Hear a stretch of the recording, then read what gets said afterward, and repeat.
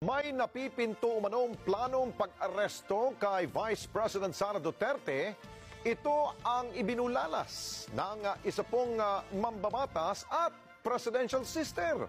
Isinasangkot kasi si Vice President Sara Duterte sa kasong crime against humanity dahil sa war on drugs ng kanyang ama na si dating Pangulong Duterte. Kunin natin ang live report ni Mean Corbera. Mean, ano ang koneksyon na nakikita nitong mambabatas nito?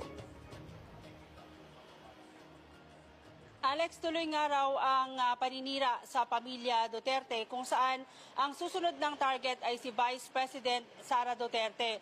Yan daw ay nakapaloob sa tinawag na Oplan Horus kung saan bahagi ng gagawing plano yung pagpapa-impeach laban sa Vice Presidente.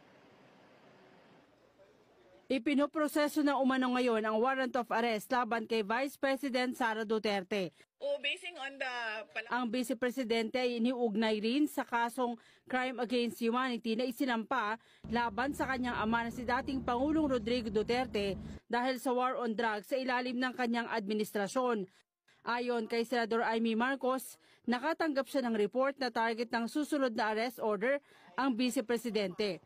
There are also allegations that, first of all, several weeks ago, a draft was mooted involving a warrant of arrest of 5 police officers, including Senator Ronald Bato de la Rosa. Of late, there has been a rumor, once again, that the Vice President will in fact be issued by the ICC a warrant immediately. So, alam natin na si VP Sara ay nandun sa listahan. Pero alam ko na nasa ibaba siya, no? Doon sa mga pinangalanan. Ngunit, ilang araw nakalipas, may mga report na siya na ang uunahin.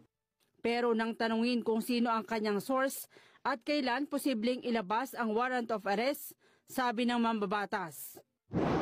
Uso naman ang chismis ngayon. Chismis rin po.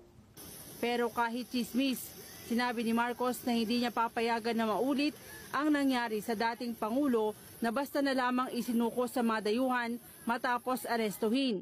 Nanindigan ng senador na politically motivated ang pagpapaaresto sa dating Pangulo at walang jurisdiksyon ang International Criminal Court laban sa sino mang inaakusahan sa Pilipinas.